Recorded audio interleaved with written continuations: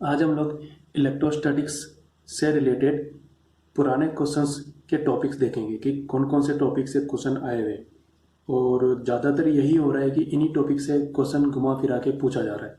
ठीक है, तो हम लोग पूरा कुछ भी नहीं पढ़े तो इन टॉपिक्स को तो कम से कम पढ़ लें, या इसमें जो फॉर्मूले यूज हो रहे हैं उनको एक बार याद कर लें। ठीक है, डिवाइड हो जाएगा।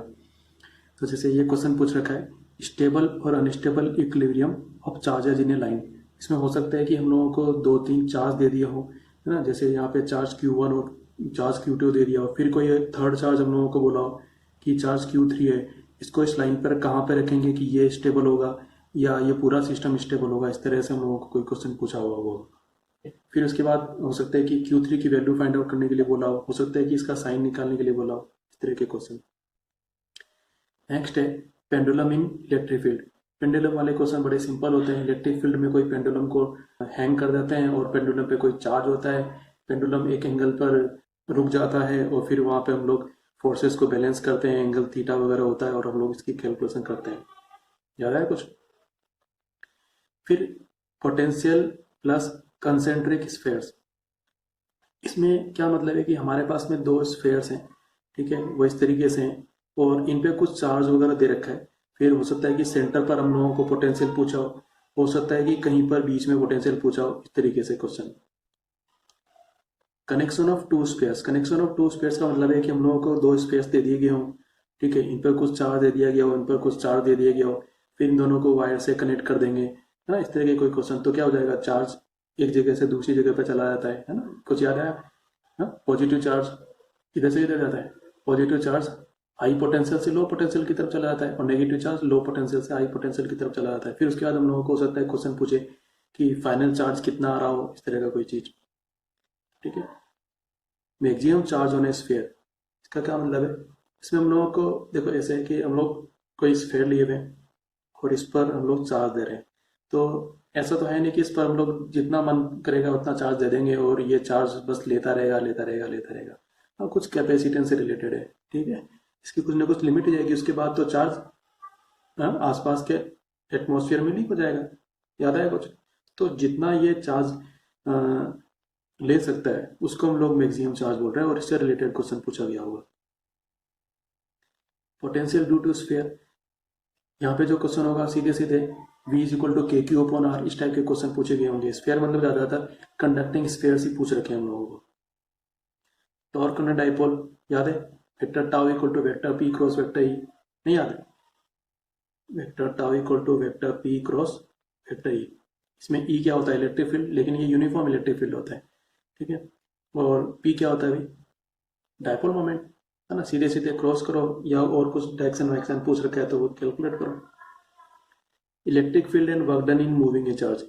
इसमें हो सकता है ये बोल रखा हो कि कोई इलेक्ट्रिक फील्ड है सपोज किसी डायरेक्शन में, फिर कोई चार्ज हम लोगों को क्यू दे दिया गया है, तो इसको मूव करने के लिए कितना वर्क करना पड़ा हो।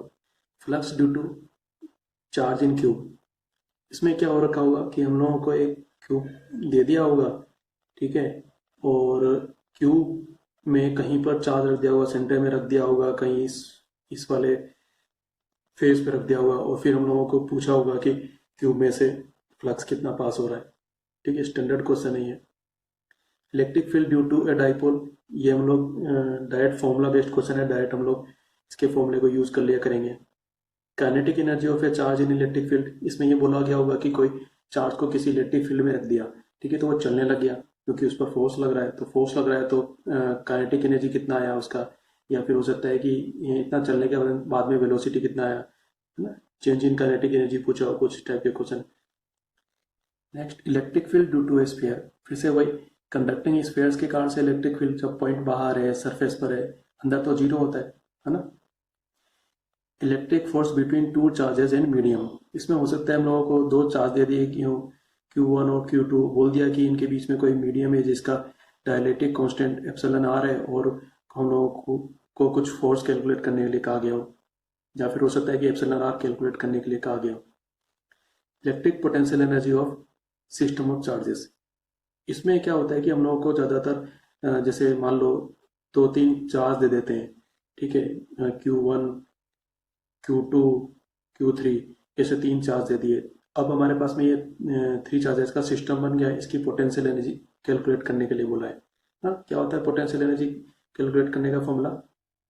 हाँ, U इज इक्वल टू के Q1 Q2 divided by R। याद है कुछ? फिर next, electric field due to a semi circular arc. इसमें कुछ हम लोगों को कोई आर्क दे दिया होगा जो सेमी सर्कुलर है, उसके कारण से कहीं पर इलेक्ट्रिक फील्ड पूछा होगा, तो कहीं पर तो मेरे ख्याल से सेंटर पर ही पूछा होगा सिमेट्री के हिसाब से। अब नेक्स्ट है potential energy of a charge where some other charges are also placed nearby, है ना। इसमें कुछ इस टाइप की सिचुएशन होगी।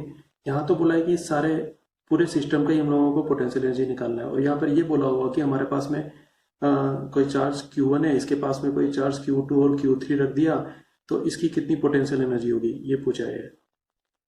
तो इसमें तो क्या होगा कि Q1 Q2 और Q3 दे रखे हैं, तो जब हम लोग यहाँ पर पूरी पोटेंशियल एनर्जी कैलकुलेट करेंगे तो इसमें तो हम लोग इनके पेयर बना लेंगे, है ना। K तो जैसे कॉमन आ रहा है, तो सपोज हम लोगों को U निकालना है, तो पहले इस पेयर को ले लिया Q1 Q2 divided by R1, इसका कुछ होगा।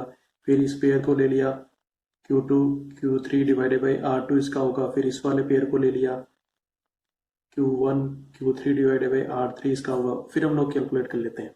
ठीक है, ये तो हो गया टोटल सिस्टम का पोटेंशियल एनर्जी।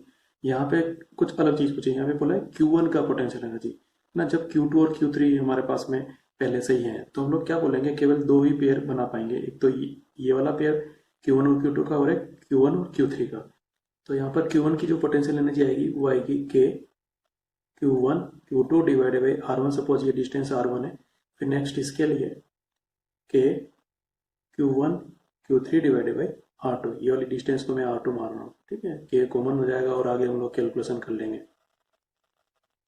याद है कुछ?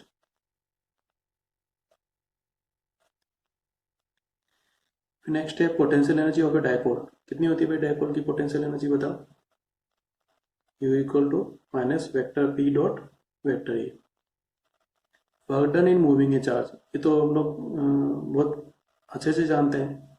ठीक है, तो work done equal to Q into V से निकाल सकते हैं, F डॉट डी से निकाल सकते हैं, कुछ फोर्स वगैरह दे रखा हो तो। Work done in rotating A dipole, ठीक है, तो work done in rotating A dipole is change in potential energy, है ना। तो हम लोग यहाँ पे change in potential energy calculate करके वही वर्क डन निकाल सकते हैं। नेट डायपोल मोमेंट, तो डायपोल मोमेंट तो हम लोगों को पता है, vector P equal to 2QL। ये फॉर्मूला है जो हम लोग कई बार छोड़ देते हैं। इसमें क्या हो रहा होता है कि ये V है पोटेंशियल, पोटेंशियल X Y और Z तीनों डायरेक्शन में चेंज हो रहा है। मान लो किसी एक डायरेक्शन में चेंज नहीं हो रहा, जैसे Z में नहीं हो रहा है, तो उसको हम लोग काम में नहीं लेंगे, बाकी दोनों को काम में लेंगे। ठीक है, तो इसमें हम लोग क्या कर रहे होते हैं कि V की कोई इक्वेशन दे रखी होती है, उसको हम लोग डिफ्रेंशिएट करते हैं और यहाँ पर उनकी वैल्यू को लिख देते हैं। इससे हम लोगों को इलेक्ट्रिक फील्ड की वैल्यू पता चल जाती है। लेकिन यहाँ भी जो वैल्यू आएगी वो IJK में होगी, और हम लोगों को मान लो मैग्नीट्यूड पूछा है तो हम लोगों को उसका मैग्नीट्यूड निकालना पड़ेगा। Electric force on a charge due to charge sphere, है ना। तो इसमें कुछ ऐसा हो सकता है कि हम लोगों को कोई चार्ज स्फीयर दे दिया हो, और इस पर कुछ चार्ज हम लोगों को कैपिटल क्यू दे दिया हो, फिर यहाँ पे कोई चार्ज स्मॉल क्यू रख दिया हो, इसके कारण से इस पर हम लोगों को इलेक्ट्रिक फोर्स पूछा हो, तो क्या करेंगे, पहले इलेक्ट्रिक फील्ड निकालेंगे, है ना। फिर फोर्स बोलने के लिए हम लोग Q इंटू ई कर देंगे। ठीक है, नेक्स्ट है charges on triangle and force on one charge. इसमें तो सीधा सा है, अपने को कुछ 3 चार्ज दे दिए होंगे, Q1 Q2 और Q3, और कोई एक चार्ज पर हम लोगों को नेट फोर्स पूछा होगा, है ना। तो मान लो तीनों पॉजिटिव है, तो कैसे कैलकुलेट करेंगे हम लोग, Q3 पर फोर्स कैलकुलेट करना चाह रहे हैं, तो इसके कारण से रिपल्सन इस डायरेक्शन में लगेगा, इसके कारण से रिपल्सन इस डायरेक्शन में लगेगा। फॉर्मूला तो भाई वही है, F equal to K Q1 Q2 divided by distance square, है ना। अब यहाँ पर हम लोग स्पेशल ट्राइंगल कुछ दे रखा हो तो उसके एंगल के हिसाब से इनका रियल टाइम निकाल लेंगे, या कंपोनेंट्स फाइंड आउट करने पड़ रहे हैं तो कंपोनेंट्स फाइंड आउट कर लेंगे, और उसके बाद हम लोग रियल टाइम फोर्स निकालेंगे कोई एक चार्ज पर। Force on a dipole in changing electric field. Changing electric field मतलब इलेक्ट्रिक फील्ड टाइम के साथ में चेंज हो रहा है, ये मतलब है इसका। ठीक है, हम लोग जो अभी तक पढ़ते हैं उन सब के अंदर यूनिफॉर्म इलेक्ट्रिक फील्ड पढ़ रहे होते हैं, और यूनिफॉर्म इलेक्ट्रिक फील्ड के अंदर जो फोर्स होता है डायपोल पे वो 0 होता है। लेकिन चेंजिंग इलेक्ट्रिक फील्ड में ऐसा नहीं होएगा, है ना। तो यहाँ पे हम लोग क्वेश्चन के हिसाब से देखें क्या पूछे है क्या नहीं पूछे, क्वेश्चन आएगा तो देखते हैं। Locus of a charge in electric field. इसमें देखो, हो सकता है ऐसे बोला हो कि अपने पास में कोई इलेक्ट्रिक फील्ड है और कोई चार्ज क्यू है, ठीक है। तो इस इलेक्ट्रिक फील्ड में मान लो ये पॉजिटिव चार्ज है, तो इस इलेक्ट्रिक फील्ड में पॉजिटिव चार्ज पर इलेक्ट्रिक फील्ड के डायरेक्शन में फोर्स लगेगा, तो ये कैसे मूव करेगा, स्ट्रेट लाइन में मूव करेगा, ठीक है। ऐसी कोई कंडीशन है तो हम लोग बोल देंगे कि उसका लोकस, लोकस मतलब the path on which this charge is moving, ठीक है। तो अभी ये स्ट्रेट लाइन में मूव करेगा तो हम लोग बोल देंगे कि लोकस इज स्ट्रेट लाइन। इसकी जगह पर मान लो क्यू इलेक्ट्रिक फील्ड के परपेंडिकुलर आ रहा है ना, तो मान लो ये पॉजिटिव चार्ज है, तो ये जो क्यू है इस पर तो फोर्स इलेक्ट्रिक फील्ड के डायरेक्शन में लगने वाला है ना, लेकिन ये चल रहा है पहले से ही, है ना, तो कुछ ना कुछ इसका इनिशियल वेलोसिटी है, ठीक। फिर क्या होगा कि कुछ टाइम के बाद में ये कहीं पर जाएगा, जैसे मान लो ये किसी भी जगह पर आ गया इस तरीके से, ठीक है। तो ये एक्स डायरेक्शन में कुछ पोर्शन चलेगा और वाई डायरेक्शन में कुछ पोर्शन चलेगा। तो जैसे हम लोग प्रोजेक्टाइल मोशन वगैरह में पढ़ा करते हैं, हम लोग एक्स और वाई निकाला करते हैं, है ना, और कॉमन टाइम टी के लिए फिर वहां से हम लोग टी को रिप्लेस कर देते हैं और एक्स वाई में रिलेशन लेके आते हैं। उसी तरीके से यहाँ पर भी कुछ हो रहा होगा, है ना। इस टाइप के क्वेश्चंस के आंसर पैराबोला बोला करते हैं, ये हम लोग याद भी कर लेते हैं, ठीक है। Electric field due to a charge wire of infinite length कितना होता है भाई, 2 के लिमडा अपन आर। इस वाले फॉर्मूले को यूज करना है। कैसा है, इनफाइनाइट लेंथ का वायर है, स्टैंडर्ड फॉर्मूला है। तो flux due to a charge sphere, तो इसमें क्या पूछ सकता है भाई, हो सकता है कि कोई स्फीयर के अंदर चार्ज पूछा हो और फिर उसके कारण से फ्लक्स पूछा हो, ठीक है।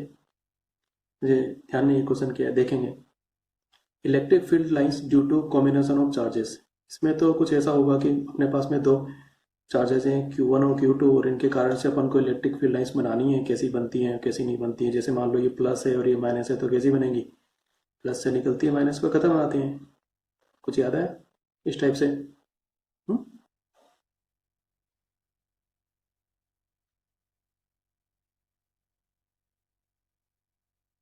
याद है कुछ?